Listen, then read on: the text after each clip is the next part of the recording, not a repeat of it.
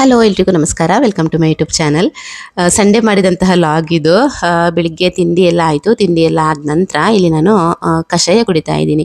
Pepper ಆಮೇಲೆ ಶುಂಠಿ ಈರುಳ್ಳಿ ಎಲ್ಲ ಹಾಕಿಬಿಟ್ಟು ಸ್ವಲ್ಪ ಸ್ಟ್ರಾಂಗ್ ಆಗಿ ಕಷಾಯ ಮಾಡ್ಕೊಂಡಿದ್ದೆ.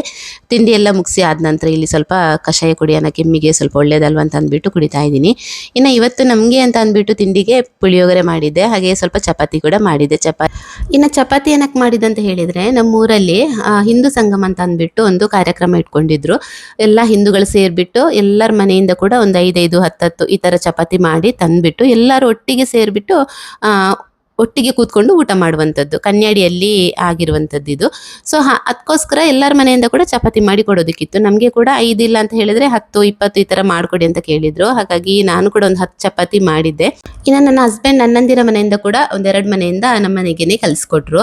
ಸೊ ಹಾಗಾಗಿ ಎಲ್ಲವನ್ನ ಇಲ್ಲಿ ಒಟ್ಟಿಗೆ ಸೇರಿಸ್ಬಿಟ್ಟು 25 ಚಪಾತಿ ಆಯಿತು. 25 ಚಪಾತಿನಲ್ಲಿ ಒಂದೇ ಪ್ಯಾಕಲ್ಲಿ ಹಾಕಿಬಿಟ್ಟು ಕೊಡೋಣ ಅಂತ ಅಂದ್ಬಿಟ್ಟು ರೆಡಿ ಮಾಡ್ತಾ ಇದ್ದೀನಿ.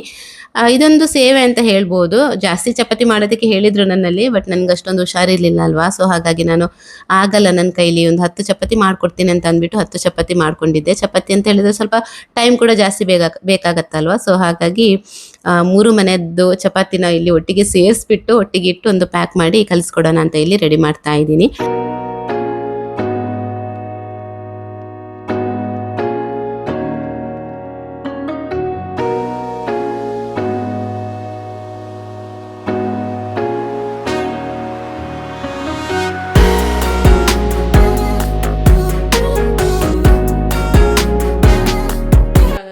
ನಮಗೆ ಕೂಡ ಬರಲಿಕ್ಕೆ ಹೇಳಿದ್ದಾರೆ. ಚಪಾತಿ ಮಾತ್ರ ಮಾಡಿಕೊಟ್ರೆ ಸಾಲದು, ನೀವು ಕೂಡ ಬರಬೇಕು ಅಂತ ಹೇಳಿದ್ದಾರೆ. ನಾನಂತೂ ಹೋಗೋ ಪರಿಸ್ಥಿತಿನಲ್ಲಿಲ್ಲ. ಹಾಗೆ ಬಿಸಿಲಲ್ವ, ನನ್ನ ಹಸ್ಬೆಂಡ್ ಕೂಡ ಹೊರಡೋದು ಡೌಟೇ ಅಂತ ಅನಿಸುತ್ತೆ ನನಗೆ. ಅಂದರೆ ಸಂಡೇ ಅಲ್ವಾ, ಒಂದಿನ ಆರಾಮಾಗಿ ಮನೇಲಿ ಇರೋಣ ಅಂತ ಅವರಿಗೆ ಕೂಡ ಅನಿಸುತ್ತೆ. ಸೊ ಹಾಗಾಗಿ ನಾವು ಹೋಗೋದಿಲ್ಲ. ಚಪಾತಿ ಎಲ್ಲ ಮಾಡಿಕೊಟ್ಟಿದ್ದೀವಿ. ಇನ್ನು ಪ್ರತಿಯೊಂದು ಮನೆಗೂ 5 ಚಪಾತಿ ಥರ ಲೆಕ್ಕ ಹಾಕಿದ್ರು. ಮತ್ತು ಫೋನ್ ಮಾಡಿ ನಿನ್ನೆ ಹೇಳಿದರು ಸ್ವಲ್ಪ ಜಾಸ್ತಿ ಮಾಡಿಕೊಡಿ ಅಂತ ಅಂದ್ಬಿಟ್ಟು. ನನ್ನಲ್ಲಿ ಕೂಡ ಒಂದು 20 ಚಪಾತಿ ಮಾಡಿಕೊಡಿ ಅಂತ ಕೇಳಿದರು. ಆದರೆ ಬೇರೆ ಟೈಮಲ್ಲಾದರೆ ಖಂಡಿತ ಮಾಡಿಕೊಡ್ತಿದ್ದೆ, ನನಗೇನು ಅಷ್ಟು ಕಷ್ಟ ಅಂತ ಅನಿಸಲ್ಲ ಚಪಾತಿ ಮಾಡೋದು.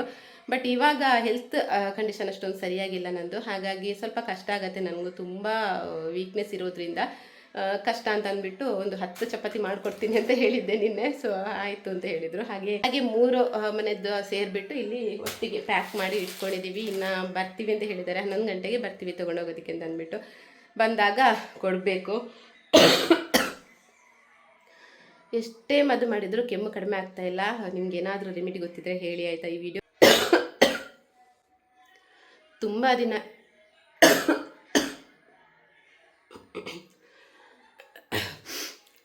ದಿನ ಆಯಿತು ಕೆಮ್ಮು ಸ್ಟಾರ್ಟ್ ಆಗಿ. ಯಾಕೆ ಗೊತ್ತಿಲ್ಲ, ಕಡಿಮೆನೇ ಆಗ್ತಾ ಇಲ್ಲ. ತುಂಬ ಮೆಡಿಸಿನ್ ತೊಗೊಂಡ್ವಿ, 2 ಸಲ ಹೋದ್ವಿ ಅಂತ ಅನಿಸುತ್ತೆ. ಯಾಕೋ ಗೊತ್ತಿಲ್ಲ, ಕೆಮ್ಮು ಕಡಿಮೆನೇ ಆಗ್ತಾ ಇಲ್ಲ. ತುಂಬ ಕಫ ಆಗಿದೆ. ಯಾವ ರೀಸನಿಂದ ಇಷ್ಟೊಂದು ಕಫ ಆಗಿದೆ ಅಂತ ನನಗೆ ನಿಜವಾಗ್ಲೂ ಗೊತ್ತಿಲ್ಲ. ನನ್ನ ಲೈಫಲ್ಲೇ ಫಸ್ಟ್ ಟೈಮ್ ನನಗೆ ಈ ಥರ ಕೆಮ್ಮು ಕಫ ಅಂತ ಬರೋದು. ಇಲ್ಲ ಅಂತ ಹೇಳಿದ್ರೆ ಒಂದು 2-3 ಡೇಸಿಗೆ ಇರ್ತಾ ಇತ್ತು, ಮತ್ತು ಕಡಿಮೆ ಆಗ್ತಾಯಿತ್ತು. ಈ ಸಲ ಮಾತ್ರ ತುಂಬ ಲಾಂಗ್ ಟೈಮ್ ಹೋಯಿತು ಅಂತಲೇ ಹೇಳ್ಬೋದು. ಸೊ ಜ್ವರ ಎಲ್ಲ ಏನಿಲ್ಲ, ಕಫ ಕೆಮ್ಮು ಸ್ವಲ್ಪ ಜಾಸ್ತಿ ಉಂಟು ಅಷ್ಟೇ. ಇನ್ನು ಮನೆ ಕ್ಲೀನ್ ಆಯಿತು. ಇನ್ನು ಮನೆ ಗುಡಿಸಿ ಒರೆಸಿ ಎಲ್ಲ ಆಯಿತು. ಪಾತ್ರೆ ಎಲ್ಲ ಕ್ಲೀನ್ ಮಾಡಿ ಆಯಿತು. ಮಧ್ಯಾಹ್ನ ಅಡುಗೆ ಆಗಬೇಕು. ಹಾಗೆ ಬಟ್ಟೆ ಒಗಿಬೇಕಷ್ಟೇ, ಬಟ್ಟೆ ಒಗ್ದಿಲ್ಲ. ಮದುವೆಗೆ ವಾಶ್ರೂಮ್ ಕ್ಲೀನ್ ಮಾಡು ನೀನು ಅಂತ ಕಲಿಸಿದ್ದೀನಿ. ಅವಳು ಮಾಡ್ತಾ ಇದ್ದಾಳೆ, ವಾಶ್ರೂಮ್ ಕ್ಲೀನ್ ಮಾಡಿಬಿಟ್ಟು ಸ್ನಾನ ಮಾಡು ಅಂತ ಅಂದ್ಬಿಟ್ಟು. ಈಗ ಬೇಗ ಬೇಗ ಬಟ್ಟೆ ಒಗಿಬೇಕು. ಬಟ್ಟೆ ಒಗೆದು ಹಾಗೆ ಚಿಕನ್ ತಂದಿದ್ದಾರೆ. ಚಿಕನ್ ತೊಗೊಂಡು ಬಂದಿದ್ದಾರೆ ಹಸ್ಬೆಂಡ್. ಇನ್ನು ಇದರಿಂದ ಏನಾದರೂ ಮಾಡಬೇಕು ಮಧ್ಯಾಹ್ನಕ್ಕೆ ಅಡುಗೆಗೆ. ನೋಡೋಣ ಏನು ಮಾಡೋದಂತ ಡಿಸೈಡ್ ಮಾಡಿಲ್ಲ ಇನ್ನೂ ಕೂಡ. ರೆಸಿಪಿನ ಶೇರ್ ಮಾಡ್ತೀನಿ ಇವತ್ತು, ಆಯಿತಾ. ತುಂಬ ದಿನ ಆಯ್ತಲ್ವಾ ರೆಸಿಪಿ, ಯಾವುದೇ ರೆಸಿಪಿನ ನಾನು ಹಾಕಿಲ್ಲ ಯೂಟ್ಯೂಬಲ್ಲಿ. ರೀಲ್ಸಲ್ಲಿ ಶಾರ್ಟ್ಸಲ್ಲೆಲ್ಲ ಹಾಕ್ತಾಯಿದ್ದೆ, ಬಟ್ ಯೂಟ್ಯೂಬಲ್ಲಿ ಹಾಕಲೇ ಇಲ್ಲ. ಇವತ್ತು ಹಾಕ್ತೀನಿ, ಒಂದು ಒಳ್ಳೆ ರೆಸಿಪಿ ಯಾವುದಾದ್ರೂ ಮಾಡಿಬಿಟ್ಟು ನಿಮಗೆ ಕೂಡ ಶೇರ್ ಮಾಡ್ತೀನಿ.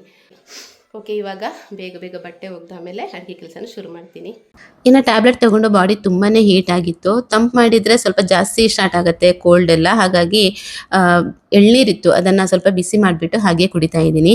ಬಾಡಿ ಜಾಸ್ತಿ ಕೋಲ್ಡ್ ಆದಾಗ ಏನಾಗುತ್ತೆ ಅಂತ ಹೇಳಿದರೆ ನಮಗೆ ಜಾಸ್ತಿ ತಂಪು ಮಾಡೋದಕ್ಕೂ ಆಗಲ್ಲ. ಟ್ಯಾಬ್ಲೆಟ್ ತೊಗೊಂಡು ಬಾಡಿ ತುಂಬಾ ಹೀಟ್ ಆಗುತ್ತೆ. ಒಂದು ತೊಗೊಂಡ್ರೆ ಒಂದಕ್ಕಾಗಲ್ಲ, ಈ ರೀತಿ ಆಗುತ್ತೆ. ಸೊ ಏನು ಮಾಡೋಕ್ಕಾಗಲ್ಲ. ಆ ಟೈಮ್ನಲ್ಲಿ ನಿಮಗೆ ಜಾಸ್ತಿ ತಂಪು ಮಾಡ್ಕೊಂಡು ಕುಡಿದ್ರೆ ಇನ್ನೂ ಕೆಮ್ಮು ಶೀತ ಜಾಸ್ತಿ ಆಗುತ್ತೆ. ಲೈಟಾಗಿ ಏನಾದರೂ ತೊಗೋಬೇಕಷ್ಟೇ ಅಂತ ಅಂದ್ಬಿಟ್ಟು ಇಲ್ಲಿ ಎಳ್ನೀರು ಕುಡಿಯುವಂಥದ್ದು ನಾನು. ಹಾಗೆ ಇವತ್ತೊಂದು ಸೂಪರ್ ಆಗಿರುವಂತಹ ಚಿಕನ್ ರೆಸಿಪಿನ ಶೇರ್ ಮಾಡ್ತೀನಿ ಆಯಿತಾ. ಸಖತ್ ಟೇಸ್ಟಿಯಾಗಿದೆ ಮಾತ್ರ. ಚಿಕನ್ ಪೆಪ್ಪರ್ ರೆಸಿಪಿ ಇದು. ತುಂಬ ಅಂದರೆ ತುಂಬಾ ಟೇಸ್ಟಿಯಾಗಿತ್ತು. ಒಂದ್ಸಲ ನೀವು ಕೂಡ ಟ್ರೈ ಮಾಡಲೇಬೇಕು ಈ ರೆಸಿಪಿನ. ಏನೆಲ್ಲ ಬೇಕು ಅಂತ ಒಂದ್ಸಲ ನಿಮಗೆ ಹೇಳ್ತೀನಿ. ಒಂದು 3 ಗಡ್ಡೆ ದೊಡ್ಡ ಗೆಡ್ಡೆ ನಾನಿಲ್ಲಿ ಈರುಳ್ಳಿನ ಕಟ್ ಮಾಡ್ತಾ ಇದ್ದೀನಿ. ಹಾಗೆ 3ರಿಂದ 4 ಟೊಮೆಟೊ ಕೂಡ ಹಾಕ್ತಾ ಇದ್ದೀನಿ. ಸ್ವಲ್ಪ ಹುಳಿ ಆದರೆ 3 ಸಾಕು, ಇಲ್ಲ ಅಂತ ಹೇಳಿದರೆ 4 ಟೊಮೆಟೊ ಹಣ್ಣನ್ನು ಹಾಕ್ಕೊಳ್ಬೋದು. ಹಾಗೆ ಫಸ್ಟ್ ನಾನಿಲ್ಲಿ ಒಂದು ಬಾಣಲೆ ಇಟ್ಕೊಂಡಿದ್ದೀನಿ. ಬಾಣಲೆಗೆ ಸ್ವಲ್ಪ ಎಣ್ಣೆ ಹಾಕೊಂಡ್ಬಿಟ್ಟು ಒಂದು 5ರಿಂದ 6 ಎಸ್ಲು ಬೆಳ್ಳುಳ್ಳಿನ ಚಿಕ್ಕ ಚಿಕ್ಕದಾಗಿ ಕಟ್ ಮಾಡಿಬಿಟ್ಟು ಹಾಕ್ತಾ ಇದ್ದೀನಿ. ನಂತರ 3 ಗೆಡ್ಡೆ ಈರುಳ್ಳಿನ ಇಲ್ಲಿ ಸ್ಲೈಸ್ ಥರ ಕಟ್ ಮಾಡಿಬಿಟ್ಟು ಹಾಕ್ತಾ ಇದ್ದೀನಿ. ಈ ರೆಸಿಪಿಗೆ ಸ್ವಲ್ಪ ಈರುಳ್ಳಿ ಟೊಮೆಟೊ ಜಾಸ್ತಿ ಹಾಕೋಬೇಕು, ಆವಾಗ ತುಂಬಾ ಟೇಸ್ಟಿಯಾಗಿ ಬರುತ್ತೆ. ಈರುಳ್ಳಿ ಹಾಕ್ಬಿಟ್ಟು ಸ್ವಲ್ಪ ಫ್ರೈ ಆದ ನಂತರ ಟೊಮೆಟೊ ಹಾಕ್ತಾ ಇದ್ದೀನಿ. ಟೊಮೆಟೊ ಹಾಕ್ಬಿಟ್ಟು ಚೆನ್ನಾಗಿ ಫ್ರೈ ಆಗಬೇಕು ಮಾತ್ರ. ಅದರಲ್ಲಿರುವ ನೀರೆಲ್ಲ ಬಿಡ್ಕೋಬೇಕು, ಅಲ್ಲಿ ತನಕ ಇದನ್ನು ಫ್ರೈ ಮಾಡ್ಕೋಬೇಕು. ಅದು ಫ್ರೈ ಆಗ್ತಾ ಇರಲಿ. ಈ ಸೈಡಲ್ಲಿ ನಾನು ಮಸಾಲೆ ರುಬ್ತೀನಿ. ಈ ಮಸಾಲೆಗೆ ನಾನಿಲ್ಲಿ ಒಂದು 3 ಟೇಬಲ್ ಸ್ಪೂನಷ್ಟು ಪೆಪ್ಪರ್ ಹಾಕ್ತಾ ಇದ್ದೀನಿ. 1 ಟೀ ಸ್ಪೂನಷ್ಟು ಮೆಂತ್ಯ, ಒಂದು ದೊಡ್ಡ ಟೇಬಲ್ ಸ್ಪೂನಷ್ಟು ಜೀರಿಗೆ ಕೂಡ ಹಾಕ್ತಾ ಇದ್ದೀನಿ. ಹಾಗೆ ಒಂದು 4 ಟೇಬಲ್ ಸ್ಪೂನಷ್ಟು ನಾನಿಲ್ಲಿ ಕೊತ್ತಂಬರಿ ಹಾಕ್ತಾ ಇದ್ದೀನಿ. ಇದೆಲ್ಲವನ್ನ ಕೂಡ ಸಪ್ರೇಟ್ ಆಗಿ ಡ್ರೈ ರೋಸ್ಟ್ ಮಾಡ್ಕೊಂಡಿದ್ದೀನಿ. ಎಣ್ಣೆ ಏನು ಹಾಕೋದಿಕ್ಕೆ ಹೋಗಿಲ್ಲ, ಪೌಡ್ರ್ ಮಾಡ್ಕೊಳ್ಳೋದು. ಸೊ ಹಾಗಾಗಿ ಎಣ್ಣೆ ಹಾಕೊಂಡಿಲ್ಲ. ಡ್ರೈ ಆಗಿ ನಾನು ರೋಸ್ಟ್ ಮಾಡಿಕೊಂಡು ಮಿಕ್ಸಿ ಜಾರ್ಗೆ ಹಾಕಿಬಿಟ್ಟು ಪೌಡರ್ ಮಾಡಿಕೊಂಡೆ. ಈ ಕಡೆ ಇವಾಗ ಈರುಳ್ಳಿ ಟೊಮೆಟೊ ಕೂಡ ಚೆನ್ನಾಗಿ ಸಾಫ್ಟ್ ಆಗಿದೆ ನೋಡಿ. ಇದಕ್ಕೆ ಇವಾಗ ನಾನು 1 ಸ್ಪೂನಷ್ಟು ಶುಂಠಿ ಬೆಳ್ಳುಳ್ಳಿ ಪೇಸ್ಟ್ ಹಾಕ್ತಾ ಇದ್ದೀನಿ. ಶುಂಠಿ ಬೆಳ್ಳುಳ್ಳಿ ಪೇಸ್ಟ್ ನಾನು ಜಾಸ್ತಿ ಮನೆಯಲ್ಲೇ ಮಾಡಿ ಇಡ್ತೀನಿ, ಸ್ಟೋರ್ ಮಾಡಿ ಇಟ್ಕೋತೀನಿ ಫ್ರಿಜ್ಜಲ್ಲಿ. ಇಲ್ಲಿ ಇವಾಗ ಈರುಳ್ಳಿ ಟೊಮೆಟೊ ಚೆನ್ನಾಗಿ ಮೆತ್ತಗಾಗಿದೆ ನೋಡಿ. ಅಲ್ಲಿ ತನಕ ಇದನ್ನು ಫ್ರೈ ಮಾಡ್ತಾನೆ ಇರಬೇಕು. ಈಗ ಚಿಕನ್ ಹಾಕ್ತಾ ಇದ್ದೀನಿ. ನಾವು ಯಾವಾಗಲೂ ಚಿಕನ್ ತರಬೇಕಿದ್ರೆ ಒಂದು 3 ಲೆಗ್ ಪೀಸ್ನ ಇದರಲ್ಲಿ ತರ್ತೀವಿ. ನನಗೆ ಹಾಗೆ ಮಕ್ಕಳಿಗೆ, ನನ್ನ ಹಸ್ಬೆಂಡ್ಗೆ ಲೆಗ್ ಪೀಸ್ ಅಷ್ಟೊಂದು ಇಷ್ಟ ಆಗಲ್ಲ. ನಮಗೆ 3 ಜನಕ್ಕೆ ಕೂಡ ಲೆಗ್ ಪೀಸ್ ಅಂತ ಹೇಳಿದ್ರೆ ತುಂಬ ಇಷ್ಟ. ಯಾವಾಗ ಚಿಕನ್ ತಂದರೂ ಕೂಡ ಈ ಥರ ಲೆಗ್ ಪೀಸ್ನ ತರೋದಕ್ಕೆ ಹೇಳ್ತೀನಿ. ತುಂಬ ಚೆನ್ನಾಗಾಗುತ್ತೆ ಅದು. ಈ ಥರ ಪೆಪ್ಪರೆಲ್ಲ ಮಾಡ್ಕೊಂಡಾಗ ತುಂಬಾ ಟೇಸ್ಟಿ ಆಗುತ್ತೆ. ಸೊ ಇದನ್ನು ಚಿಕನ್ ಹಾಕಿಬಿಟ್ಟು ಸ್ವಲ್ಪ ಅರಿಶಿನ ಪೌಡರ್ ಹಾಕಿ ಸ್ವಲ್ಪ ಉಪ್ಪು ಹಾಕಿಬಿಟ್ಟು ಚೆನ್ನಾಗಿ ಇದನ್ನು ಬೇಯಿಸ್ಕೋಬೇಕು. ಒಂದು ಸೈಡಲ್ಲಿ ಅದು ಬೇಯ್ತಾ ಇರಲಿ. ಈ ಸೈಡಲ್ಲಿ ನಾನು ಇವಾಗ ಕೊತ್ತಂಬರಿ ಸೊಪ್ಪೆಲ್ಲ ಕಟ್ ಮಾಡಬೇಕು ಅಂತ ಅಂದ್ಬಿಟ್ಟು ರೆಡಿ ಮಾಡ್ತಾ ಇದ್ದೀನಿ.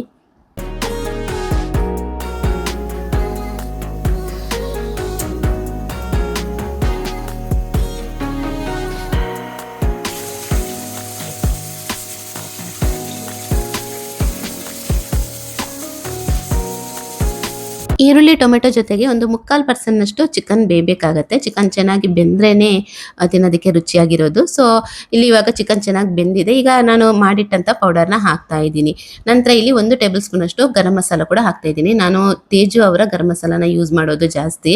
ತುಂಬಾ ಚೆನ್ನಾಗಿರುತ್ತೆ. ಅವರ ಒಂದು ಆ ಬ್ರ್ಯಾಂಡಿದ್ದು ಗರಂ ಮಸಾಲ ತುಂಬಾ ಫ್ಲೇವರ್ ಇರುತ್ತೆ, ತುಂಬ ಚೆನ್ನಾಗಿರುತ್ತೆ, ರುಚಿ ಕೂಡ ಚೆನ್ನಾಗಿರುತ್ತೆ. ಮಸಾಲ ಪೌಡರ್ ಹಾಕಿದ ನಂತರ ಒಂದು 3 ಕಡ್ಡಿ ಕರಿಬೇವಿನ ಸೊಪ್ಪು ಕೂಡ ಹಾಕ್ಕೊಂಡಿದ್ದೀನಿ. ಇದು ಕೂಡ ಅಷ್ಟೇ. ಇದನ್ನು ಹಾಕೋದ್ರಿಂದ ತುಂಬಾ ಫ್ಲೇವರ್ ಚೆನ್ನಾಗಿ ಬರುತ್ತೆ. ಒಂದು 20% ಬಾಕಿ ಇರುತ್ತಲ್ವ, ಅಷ್ಟನ್ನು ಮಸಾಲೆ ಹಾಕಿದ ನಂತರ ಬೇಯಿಸ್ಕೋಬೇಕು. ಇಲ್ಲಿ ಇವಾಗ ನೀವು ನೋಡ್ತಾ ಇರ್ಬೋದು ಸೂಪರ್ ಟೇಸ್ಟಿಯಾಗಿರುವಂತಹ ಚಿಕನ್ ಪೆಪ್ಪರ್ ರೆಡಿ ಆಯಿತು. ಫೈನಲಿ ಇದಕ್ಕೆ ಕೊತ್ತಂಬರಿ ಸೊಪ್ಪು ಹಾಕಿಬಿಟ್ರೆ ತುಂಬಾ ಟೇಸ್ಟಿಯಾದಂತಹ ಒಂದು ಚಿಕನ್ ರೆಸಿಪಿ ರೆಡಿ ಆಗಿದೆ ಅಂತಲೇ ಹೇಳ್ಬೋದು. ಹಾಗೆ ಒಂದ್ಸಲ ಟ್ರೈ ಮಾಡಿ ನೀವು. ತುಂಬ ಸಿಂಪಲ್ಲಾಗಿ ಮಾಡುವಂತಹ ರೆಸಿಪಿ ಇದು. ತಟ್ಟಂತ ಮಾಡ್ಕೋಬೋದು, ಬೆಳಿಗ್ಗೆ ಬೇಕಿದ್ರೂ ಮಾಡ್ಕೋಬೋದು, ಮಧ್ಯಾಹ್ನಕ್ಕೆ ಬೇಕಿದ್ರೂ ಮಾಡ್ಕೋಬೋದು, ತಿಂಡಿ ಜೊತೆಗೆ, ಅನ್ನ ಜೊತೆಗೆ, ಎಲ್ಲದರ ಜೊತೆಗೂ ತುಂಬಾ ಚೆನ್ನಾಗಿರುತ್ತೆ. ಹಾಗೆ ಯಾಕೆ ಅಂತ ಗೊತ್ತಿಲ್ಲ, ಇವತ್ತು ಬೆಳಿಗ್ಗೆ ಚಪಾತಿ ಮಾಡಿದ್ದೆ ಅಲ್ವಾ, ಅದೇ ನೆನಪಿಗೆ ಬರ್ತಾ ಇತ್ತು. ಈ ಚಿಕನ್ ಪೆಪ್ಪರ್ನ ನೋಡ್ತಾ ಇರಬೇಕಿದ್ರೆ ಅದೇ ನೆನಪಿಗೆ ಬರ್ತಾ ಇತ್ತು, ಚಪಾತಿ ತಿನ್ನಬೇಕು ಪೆಪ್ಪರ್ ಜೊತೆ ಅಂತ ಹೇಳಿ. ಸೊ ಹಾಗೆ ವಾಪಸ್ ನಾನು ಇಲ್ಲಿ ಸ್ವಲ್ಪ ಹಿಟ್ಟನ್ನು ರೆಡಿ ಮಾಡಿಕೊಂಡು ಚಪಾತಿ ಮಾಡ್ತಾ ಇದ್ದೀನಿ. ಹಾಗೆ ನಾನು ಲಟ್ಟಿಸ್ತಾ ಇದ್ದೀನಿ. ಇಲ್ಲಿ ಅದ್ವಿ ಅದನ್ನು ಬೇಯಿಸ್ಕೊತಾ ಇದ್ದಾಳೆ. ಅವಳಿಗೆ ಹೇಳ್ಕೊಟ್ಟಿದ್ದೀನಿ ಯಾವ ಥರ ಬೇಯಿಸ್ಕೋಬೇಕು ಅಂತ. ಅದೇ ಥರ ಬೇಯಿಸ್ತಾಳೆ, ತೊಂದರೆ ಇಲ್ಲ. ಇವಾಗ ಲಟ್ಟಿಸೋದಕ್ಕೆ ಮಾತ್ರ ಬರಲ್ಲ, ಬೇಯಿಸ್ಕೊತಾಳೆ.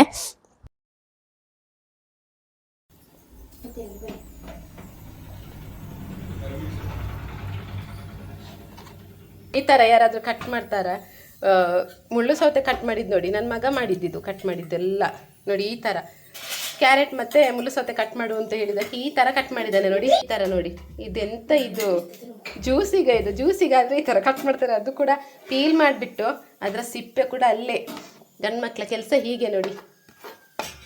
ನಾವು ಹೆಣ್ಮಕ್ಳಾದರೆ ಎಷ್ಟು ನೀಟಾಗಿ ಮಾಡ್ತೀವಿ. ಗಂಡು ಮಕ್ಕಳ ಕೈಯಲ್ಲಿ ಕಿಚನ್ ಕೊಟ್ಟರೆ, ಏನಾದರೂ ವೆಜಿಟೇಬಲ್ಸ್ ಕಟ್ಟಿಂಗ್ ಎಲ್ಲ ಕೊಟ್ಟರೆ ಈ ಥರ ಮಾಡಿ ಲಗಾಡಿ ತೆಗಿತಾ ಇರಬೇಕಾದ್ರೆ.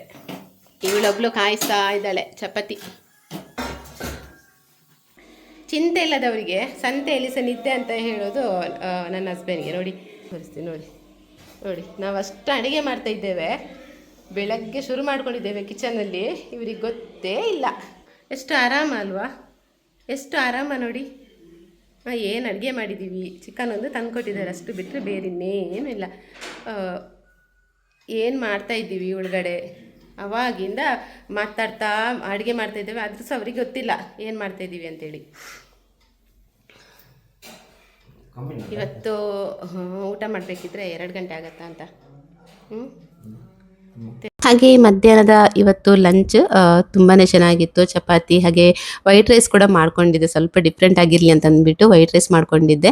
ನಂತರ ಚಿಕನ್ ಪೆಪ್ಪರ್ ಕೂಡ ಸಕ್ಕ ಟೇಸ್ಟಿಯಾಗಿತ್ತು ಆಯಿತಾ. ತುಂಬ ಸಿಂಪಲ್ ಆಗಿ ಮಾಡಿರುವಂಥದ್ದು, ಆದರೂ ಕೂಡ ಎಷ್ಟು ಚೆನ್ನಾಗಿ ಬಂದಿತ್ತು ಗೊತ್ತಾ. ಒಂದ್ಸಲ ನೀವು ಇದೇ ಥರ ಟ್ರೈ ಮಾಡಿ. 1.5 kg ಚಿಕನ್ ಹಾಕಿದ್ದೆ ನಾನು, ಕ್ವಾಂಟಿಟಿ ಹೇಳೋದಕ್ಕೆ ಮರ್ತೋಯ್ತು. 1.5 kg ಚಿಕನ್ಗೆ ನಾನು ಹಾಕಿರುವಂತಹ ಇಂಗ್ರೀಡಿಯೆಂಟ್ಸ್ ಎಲ್ಲವನ್ನು ಹಾಕಿಬಿಟ್ಟು ಮಾಡಿದರೆ ತುಂಬಾ ಚೆನ್ನಾಗಿರುವಂತಹ ಒಂದು ಚಿಕನ್ ಪೆಪ್ಪರ್ ರೆಡಿ ಆಗುತ್ತೆ.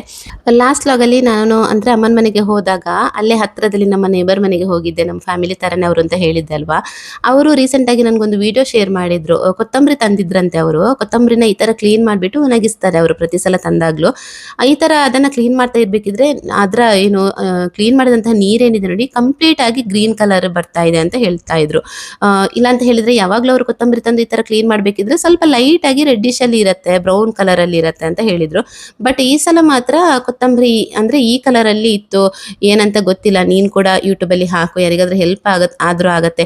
ಕೊತ್ತಂಬರಿ ತಂದು ಯಾವಾಗಲೂ ಕೊತ್ತಂಬರಿ ಅಂತ ಹೇಳಿದರೆ ಧನಿಯಾ, ಕೆಲವೊಬ್ರು ಧನಿಯಾ ಅಂತ ಹೇಳ್ತಾರೆ. ಯಾವಾಗಲೂ ತಂದುಬಿಟ್ಟು ಹಾಗೆ ಅದನ್ನು ಹಾಕೋದಕ್ಕೆ ಹೋಗಬೇಡಿ, ಈ ಥರ ಕ್ಲೀನ್ ಮಾಡಿಬಿಟ್ಟು ನೋಡಿ ಆಮೇಲೆ ಹಾಕಿ ಅಂತ ನೀನು ಕೂಡ ಹೇಳು ಅಂತ ಅಂದ್ಬಿಟ್ಟು ಪಾಪ ಅಲ್ಲಿ ಅನ್ನ ನನಗೆ ಈ ಒಂದು ವಿಡಿಯೋನ ಶೇರ್ ಮಾಡಿದರು.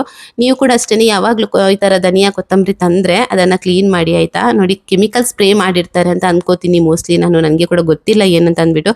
ಇಲ್ಲಾಂತ ಹೇಳಿದರೆ ಈ ಥರ ಗ್ರೀನ್ ಕಲರ್ ಬರೋದಕ್ಕೆ ಸಾಧ್ಯನೇ ಇಲ್ಲ. ಫ್ರೆಶ್ ಆಗಿ ಕಾಣಲಿ ಅಂತ ಅಂದ್ಬಿಟ್ಟು ಕೆಮಿಕಲ್ ಸ್ಪ್ರೇ ಮಾಡಿರ್ಬೋದು ಅಂತ ಅನ್ಕೋತೀನಿ. ಸೊ ನೆಕ್ಸ್ಟ್ ನೀವು ಯಾವಾಗಾದರೂ ಈ ಥರ ಧನಿಯಾ ತಂದರೆ ಮನೆಗೆ ಅದನ್ನು ಕ್ಲೀನ್ ಮಾಡಿಬಿಟ್ಟು ಒಣಗಿಸ್ಬಿಟ್ಟು ಆಮೇಲೆ ಯೂಸ್ ಮಾಡಿ. ಇದರಿಂದ ಹೆಲ್ತ್ ಕೂಡ ತುಂಬಾ ಚೆನ್ನಾಗಿರುತ್ತೆ. ಹಾಗೆ ಈ ವಿಡಿಯೋನ ಇಲ್ಲಿಗೆ ಏನು ಮಾಡ್ತಾ ಇದ್ದೀನಿ, ಸಿಗ್ತೀನಿ ನೆಕ್ಸ್ಟ್ ವ್ಲಾಗಲ್ಲಿ. ಅಲ್ಲಿ ತನಕ ಎಲ್ಲರೂ ಆರೋಗ್ಯವಾಗಿರಿ. ಟೇಕ್ ಕೇರ್, ಬಾಯ್.